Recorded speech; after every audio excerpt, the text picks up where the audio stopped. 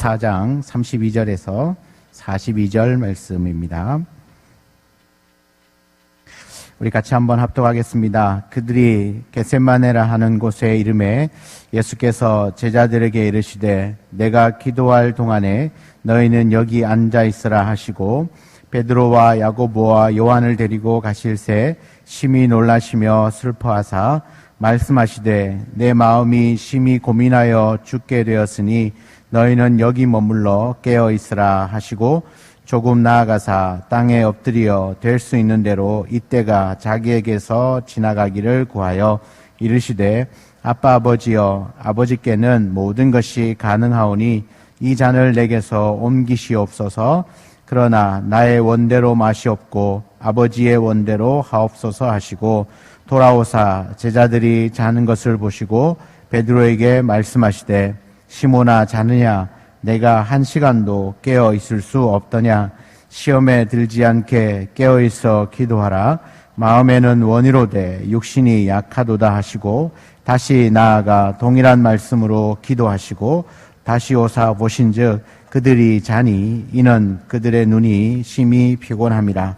그들이 예수께 대답할 줄을 알지 못하더라. 세 번째 오사 그들에게 이르시되 이제는 자고 쉬라. 그만 되었다. 때가 왔도다. 보라 인자가 죄인의 손에 팔리느니라. 일어나라 함께 가자. 보라 나를 파는 자가 가까이 왔느니라. 아멘. 하나님 앞에 귀한 예물 드렸습니다. 11조 예물 드렸고요. 십자가로 더 가까이 나아가는 귀한 특세가 되고 이를 통해서 주님의 크신 사랑과 은혜를 깨닫게 하옵소서. 특세 가운데 십자가의 은혜로 구별하여 주옵시고 풍성한 은혜를 더하여 주옵소서. 하나님 앞에 귀한 예물 드렸는데요. 주께서 기쁘게 받아주신 줄 믿습니다. 오늘 새벽에 잘 오셨습니다. 하나님께서 큰 은혜를 더하여 주실 줄 믿습니다. 고난 주간인데 그 어느 때보다가도 이 고난 주간이 우리에게 깊이 이렇게 와닿는 주간이 아닌가 그런 생각을 합니다. 왜냐하면 지금 다 고난을 받고 있기 때문에 그 어느 때보다가도 강력한 이 고난의 의미와 또 고난을 통하여서 결국은 우리가 경험하게 될 그 부활의 기쁨을 만끽할 수 있는 한 주간이 아닌가 그런 생각을 합니다. 그래서 한 주간 보내시는 동안 너무 침울해 있지 마시고 우리 십자가는 침울한 십자가가 아니니까 너무 침울해 있지 마시고 그 고난을 묵상은 하되 우리 안에 정말 주님이 십자가를 지셔야만 하는 그 분명한 이유를 우리가 깨닫게 된다면 어쩌면 우리 안에 굉장한 기쁨이 있고 은혜가 있고 또 감사가 넘쳐나게 될지 믿습니다. 그러한 한 주간이 되시기를 축복합니다. 그래서 오늘 매일매일 이렇게 새벽에 오실 수 있으면 오셔서 함께 기도하는 건 너무너무나 좋고요. 또 오늘 오셨더라도 또 하루 종일 지내시면서 하루에 3번 정도는 계속해서 기도하시면 좋겠습니다. 우리 주보에 지난주까지 주보에 계속해서 기도 제목이 올라가 있었죠. 네, 그런 기도 제목을 읽으시기만 해도 기도가 되니까 그렇게 기도하시고 또 여건이 되시면 금식도 하시고 그렇게 하시면서 고난을 묵상할 수 있는 한 주간이 되기를 원합니다. 이번 5일 동안은 특별하게 예수님의 그 마지막 생애 중에 목요일, 금요일 딱 마지막 그 십자가의 마지막 일정들을 함께 묵상하면서 주의 은혜를 나누기를 원합니다. 자, 오늘 이 본문의 말씀을 함께 나누기를 원하는데요. 겟세마네 기도를 기억하라는 제목으로 함께 나누겠습니다. 여러분 6월절 마지막 만찬을 마치신 예수님이 제자들과 함께 겟세마네라고 하는 동산에 올라가셨는데요. 이 겟세마네는 감람산의 서쪽 부분에 있고요. 여기에서 올라가서 뒤를 돌아보면 예루살렘 도시, 시 전체가 훤하게 보이는 지역이고 이곳에서 종종 제자들과 함께 모임을 가졌던 곳이 이 겟세마네라고 하는 동산입니다. 여러분 감람산은 우리가 알다시피 그 산이 전체가 그 감람나무, 올리브나무죠. 올리브나무로 심어져 있기 때문에 감람산이라는 이름이 붙여져 있습니다. 예수님은 자신의 죽음이 임박했다는 것을 아시고 이곳에 오르셨습니다. 어쩌면 십자가를 지시기 전 마지막 주님이 이 땅에서의 어떤 행보라고 보실 수 있는데 우리 주님이 겟세마네 동산에서 오르신 겟세마네 동산에 오른 이유는 바로 기도하기 위하여 이곳에 가셨다는 겁니다. 이 마가복음의 저자인 마가는 이 예수님이 이 겟세마네 동산에서 어떤 기도를 하셨는지, 또 그때의 그 심정이 어떠했는지를 아주 상세하게 기록을 해주고 있습니다. 오늘 이 말씀을 묵상할 때 우리가 꼭 기억해야 될 것이 하나가 있다면, 십자가의 고난, 그리고 잠시 후에 그 죽으심을 앞둔 예수님, 어쩌면 생애의 그 마지막 끝자락에서 우리에게 보여주신 모습이 기도하는 모습이었다는 겁니다. 사랑하는 여러분, 우리가 알고 있다시피 예수님은 죄가 없으신 분이십니다. 또 예수님은 전능하신 하나님의 아들이신 하나님이십니다. 그러므로 예수님은 죄수들이 지는 그 십자가를 지지 않아도 되시는 분입니다.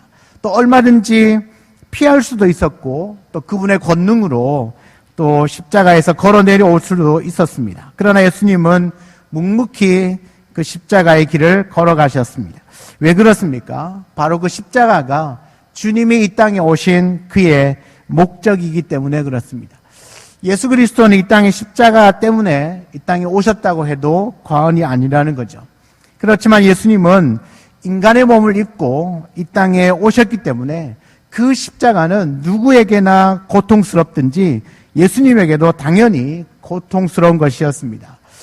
우리 예수님은 바로 이 고난과 고통의 십자가를 앞두고 어쩌면 이 땅에서의 마지막 자신의 생애의 끝자락에서 그가 하셨던 것이 바로 기도였다는 겁니다. 그리고 더 나아가서 제자들에게, 자기를 따르는 제자들에게 깨어있어 기도하라고 가르치셨던 것이 바로 이 겟세마네 동산에서의 기도입니다. 예수님의 이 마지막 이 가르침이 저와 여러분의 심령에도 깊이 새겨지기를 간절히 소망합니다. 먼저 예수님께서 우리에게 보여주신 이 겟세마네 기도의 특징이 뭐냐 하면 하나님의 뜻을 구하는 기도였다는 겁니다. 36절을 다시 한번 보면 이르시되 아빠 아버지여 아버지께는 모든 것이 가능하오니 이 잔을 내게서 옮기시옵소서. 그러나 나의 원대로 마옵시고 아버지의 원대로 하옵소서 하시고. 아멘. 여러분, 예수님은 제자들에게 내 마음이 심히 고민하여 죽게 되었다고 말씀하실 정도로 이 십자가는 예수님에게도 어마어마한 중압감을 주는 것이었습니다. 하나님의 아들이시지만 인간으로 오셨기 때문에 인간이 느끼는 고통, 두려움을 고스란히 예수님도 느끼셨다는 거죠. 그래서 예수님은 아버지 하나님께 이 고난의 잔을 가능하다면 옮겨달라고 간구하는 겁니다. 예수님의 그 솔직한 마음이죠. 그러나 예수님의 그 기도는 여기서 끝이지 않고요. 자신의 원대로가 아니라 아버지의 원대로 해달라고 기도하는 것으로 마무리합니다. 여러분, 이처럼 예수님은 자기의 뜻을 이루기 위하여 하나님의 뜻을 바꾸어 달라고 하는 것이 아니라 아버지의 뜻을 이루기 위하여 자신의 뜻을 바꿔 달라는 거죠. 그러니까 내 뜻을 관철하기 위하여서 기도한 것이 아니라 아버지 하나님의 뜻을 구하기 위하여 기도했다는 겁니다. 예수님은 자신의 뜻을 끝까지 관철시키지 않았습니다. 비록 자신의 소원을 하나님께 기도하기는 했지만 결국은 내 뜻대로가 아니라 아버지의 뜻대로 이루어지기를 기도한 것입니다. 여러분, 우리가 가지고 있는 기도에 대한 대표적인 오해가 기도가 자신의 뜻을 이루기 위한 수단으로 생각한다는 거죠. 그래서 기도한 후에는 자신의 뜻대로 응답이 없으면 하나님을 향하여서 얼마든지 불평하고 원망하는지 모릅니다. 여러분, 이것은 기도를 마치 자신의 어떤 소원을 들어주시는 어떤 자동 판매기와 같이 그렇게 생각한다는 거죠. 여러분, 자동 판매기는 돈을 넣고 내가 원하는 버튼을 누르면 그것이 나오죠. 콜라를 먹고 싶으면 콜라를 누르면 콜라가 나오죠. 다른 것이 안 나와요. 그러니까 우리가 하나님 앞에 기도하는 것도 내가 원하는 기도를 하고 나면 하나님이 반드시 내가 원하는 대로 들어주셔야 된다라고 생각하는 겁니다. 그래서 기도하다가 그 내가 원하는 대로 응답이 안 되면 곧바로 하나님 앞에 원망하고 불평도 하고 기도해도 안 되네, 그렇게 부정적으로 아니면 아예 믿음을 내려놓기도 한다는 겁니다. 여러분, 그러나 기도는 그것이 아니죠. 우리가 선택한 것이 그대로 이루어지지 않아도 하나님의 뜻이 무엇인가, 그 하나님의 뜻이 이루어지는 것이 기도라는 겁니다. 그런데 여러분, 우리는 우리의 소원을 하나님께 말씀드리는 것은 분명합니다. 그러나 결국은 하나님의 뜻을 구하는 것입니다. 기도할 때 내가 원하는 것이 이루어지지 않아도 기도했다면 뭐죠? 이것이 하나님의 뜻이구나. 나는 이것을 원했지만 하나님은 그것을 원하지 않구나라는 것을 깨닫고 그것 또한 감사할 수 있는 것이 기도하는 사람이란 거죠. 주님이 겟세마네 동산에서 기도하면서 우리에게 보여주신 것이 바로 그것이었다는 거예요. 예수님이 원하시는 건 이 잔이, 그러니까 이 십자가를 지지 않고 이 십자가를 지지 않는 것, 이 십자가를 지지 않고도 구원 역사를 이룰 수 있는 것, 하나님이시기 때문에 분명한 길은 있는 거거든요. 그것을 구했습니다. 그러나 하나님의 뜻은 십자가를 지는 것이었습니다. 그러면 그 자리에서 어떻게 하나님 이러실 수 있습니까? 제가 그래도 하나님의 아들인데 이럴 수 있습니까? 라고 원망하고 불평했습니까? 그렇지 않아요. 이 잔을 옮기기를 원했지만 그것이 하나님의 뜻이 아니라면 제가 그 하나님의 뜻을 따르겠다라고 결심하는 거죠. 그것이 바로 기도입니다. 우리의 소원과 여러 가지 기도 제목을 가지고 하나님께 기도를 하지만 궁극적으로는요, 하나님의 뜻을 구하는 기도가 되어야 한다는 것입니다. 사랑하는 성도 여러분, 우리 안에 있는 기도의 제목들을 주님 앞에 낱낱이 상세하게 다 구하는 겁니다. 다 구하지만 결국은 하나님이 원하시는 대로, 하나님의 뜻대로 제가 따르기를 원합니다. 내 원대로 하나님의 뜻을 바꾸어 달라는 것이 아니라 내가 원하면 이것이지만 그것이 혹여나 하나님의 뜻이 아니라면 하나님의 뜻대로 이루어지기를 원합니다. 라고 하는 것이 우리의 기도의 마침이 되기를 축복합니다. 우리에게 보여주신 이 기도대로 기도할 수 있는 모두가 되기를 축복하는 것이죠. 또한 예수님의 기도는요, 고난의 십자가를 감당하게 하는 기도였습니다. 여러분, 예수님이 지셔야 하는 십자가는 모든 인류의 죄를 대신 감당해야 하는 십자가입니다. 여러분, 우리 인류의 죄로 말미암아 우리가 받아야 할 그 저주와 죄값을 오롯이 그 십자가에서 대신 다 감당하셔야 되는 겁니다. 그러니까 그 고난의 강도는 어마어마한 것이죠. 하나님의 아들이시고 또 하나님과 동등하신 그 예수님이 그 죄인의 자리에서 철저히 하나님께 외면을 당하시면서까지 외면당하셔야만 했던 것, 그것이 바로 십자가 아닙니까?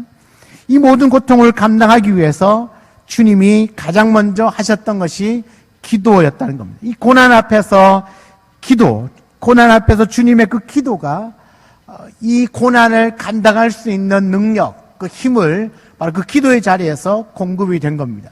여러분, 이 예수님이 기도하셨다는 건요, 가만히 생각해 보면요, 솔직히 예수님의 기도가 필요 없는 분 아닙니까? 하나님이시니까. 그럼에도 불구하고 이 고난 앞에서, 십자가 앞에서 예수님도 뭐가 필요한 거죠? 기도가 필요했던 겁니다. 하나님의 아들이신 예수 그리스도, 성육신 하셨지만, 비록 인간의 몸을 입고 오긴 했지만, 그래도 그분은 주님이시고 하나님이시거든요. 그런데 그분조차도 십자가 앞에서 이 고난, 엄청난 고난 앞에서 필요했던 것이 기도였다는 겁니다. 주님이 어떻게 기도하셨죠? 35절에 조금 나아가 땅에 엎드려 될 수 있는 대로 이때가 자기에게서 지나가기를 구하여, 조금 나아가서 어떻게 땅에 엎드려서, 납작 엎드려서 기도하는 겁니다. 예수님도 이 절박한 상황에서 하나님의 도우심을 구하기 위해 하나님 앞에 엎드리셨다면, 여러분, 연약한 우리가 고난의 순간에 무엇을 해야 되겠습니까? 당연히 하나님 앞에 엎드려야 할 줄 믿습니다. 그런데 이 겟세마네 동산에서 주님과 함께 있었지만 깨어 기도하지 않았는데, 깨어 기도하는데 실패한 그 제자들의 모습이 어쩌면 우리들의 모습을 보여주는 것만 같아요. 기도가 필요 없으신 분도 십자가 앞에서, 그 고난 앞에서 철저하게 납작 엎드려서 기도하셨는데, 어쩌면 그 예수님보다 더 기도가 필요했던 그 제자들은 그 기도에 실패했다는 겁니다. 기도하지 못하고 잠들어 있는 모습을 보았다는 거죠. 극심한 고통 가운데 함께 기도하기를 원했던 그 예수님의 기도와는 다르게 이 제자들은 피곤하다는 핑계로 그들은 잠들어 버리고 말았습니다. 만약 여러분 베드로가 이때 예수님과 함께 기도했다면 아마도 주님을 3번이나 부인하는 일은 없었을 수도 있지 않았을까, 그런 생각을 해봅니다. 여러분, 솔직히 피곤한 것은 예수님이나 제자들이나 마찬가지입니다. 예수님이라고 피곤하지 않겠습니까? 예수님은 피곤하셨지만 그래도 3번이나 동일한 기도 제목을 가지고 기도하셨어요. 우리가 신앙생활을 하다 보면 육체의 피곤함이 기도 생활에 방해가 되는 건 사실입니다. 아무리 기도하고 싶어도 피곤하면 잠이 와서 기도할 수가 없습니다. 피곤하면 새벽에 일어나지 못하면, 피곤하여서 새벽에 일어나지 못하면 아무리 새벽 기도하고 싶어도 못 오는 겁니다. 작심해도 안 되는 거죠. 하지만 우리가 꼭 알아야 될 것이 있는데, 이 육신이 피곤하다고 해서 시험이나 고난이 찾아오지 않는 게 아닙니다. 내가 피곤하니까 고난이 이렇게 오다가, 어려운 일이 오다가 어이구 많이 피곤하네 하면서 저렇게 가지 않는다는 거예요. 나는 피곤해서 비록 잠들 수 있어도 여전히 나의 환경과 여건과 어려움과 고난과 핍박이나 어려움들은 항시로 우리를 찾아올 수 있다는 겁니다. 그러니까 어떻게 해야 된다는 거죠? 이 시험의 때, 고난의 때를 감당해내려면 반드시 깨어있어 기도해야 한다는 거죠. 예수님도 피곤하셨지만 이 고난의 십자가를 앞두고 기도하셨기 때문에 그 고난의 잔을 마실 수 있었다는 사실을 믿으시기 바랍니다. 지금 우리 코로나19 바이러스로 인하여서 우리가 당하고 있는 이 여러 가지 고난과 시험, 이것도 기도로 극복할 수 있습니다. 여러분, 기도할 때 시험과 어려움이 있어도 더욱 영적으로 담대하게 되는 겁니다. 깨어 기도할 때 고난을 감당할 수 있는 그 힘이 바로 그 기도의 자리에서 공급되어지는 거죠. 사랑하는 여러분, 주님은 우리가 고난 가운데 있을 때 예수님처럼 기도의 자리에 있기를 원하십니다. 지금 우리가 당하고 있는 고난을 이겨내기 위해서 우리 또한 예수님처럼 기도를 선택하시길 원합니다. 주님은 계속해서 우리에게 말씀하십니다. 38절에 있는 것처럼 시험에 들지 않게 깨어있어 기도하라. 우리의 기도가 잠잠해지는 순간 조그마한 일을 가지고도 시험에 들 수 있다는 겁니다. 물론 큰 일들은요, 어쩌면 그냥 아무렇지도 않게 넘어갈 때가 더 많아요. 그런데 항상 시험에 드는 것을 보면 작은 일들이거든요. 그런데 그 시험거리들이 왜 생기느냐 가만히 보면 우리가 기도에 밀리게 되면 여러분 작은 것 하나 가지고도 시험에 들게 되어 있습니다. 절대로 큰일 가지고는 웬만해서 시험이 잘 안 듭니다. 근데 작은 지나가다가 누가 툭 던진 말 한마디, 아니면 그냥 우연하게 지나가다가 들리는 어떤 한 말, 이런 여러 가지 일들로 인하여서 시험에 들기도 하죠. 그럴 때를 가만히 보면 여러분, 우리가 기도하면서 성령으로 충만해 있을 때는요, 그냥 대수롭지 않게 넘어갈 수 있는 일이지만 그렇지 않은 일들은 기도하지 않게 되면 그렇지 않은 여러 진짜 사소한, 정말 사소한 일인데도 불구하고 시험에 들 수 있다는 거죠. 여러분, 우리가 마주하는 환난 가운데 시험에 들지 않을 수 있는 비결은 기도밖에 없습니다. 예수님도 고난의 십자가를 앞두고 기도하셨던 것처럼 우리도 여러 가지 시험과 어려움, 살아가는 삶의 여러 가지 문제, 환경들, 이런 것들을 감당할 수 있는 힘은 기도에 있음을 기억할 수 있기를 원합니다. 그래서 늘 깨어 기도하는 저와 여러분 되기를 주의 이름으로 축원합니다. 우리가 이런 특세가 있을 때만 기도하는 것이 아니라, 이 특세가 아니더라도, 특별히 새벽 시간이 아니더라도 저녁에든 언제든 늘 깨어 있다면 기도하는 것이죠. 늘 깨어 있다면 걸어가면서도 기도할 수 있고, 내가 일하면서도 얼마든지 기도할 수 있는데, 깨어 있지 못하면 아무리 좋은 기회, 조건, 환경을 다 갖추어줘도 기도는 쉽지 않은 겁니다. 사랑하는 여러분, 주님이 하시는 그 말씀, 시험에 들지 않게 잘 깨어 기도하라.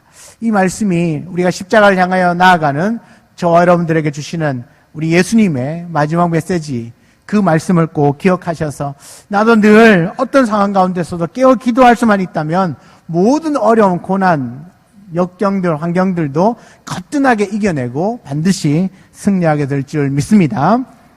우리 다 같이 한번 찬송하고요, 우리 같이 기도하기를 원합니다. 우리 찬송가 369장인데 죄짐 맡은 우리 구주 어찌 좋은 친구인지, 우리 찬송가를 찬양은 함께 드리고요. 같이 기도하겠습니다.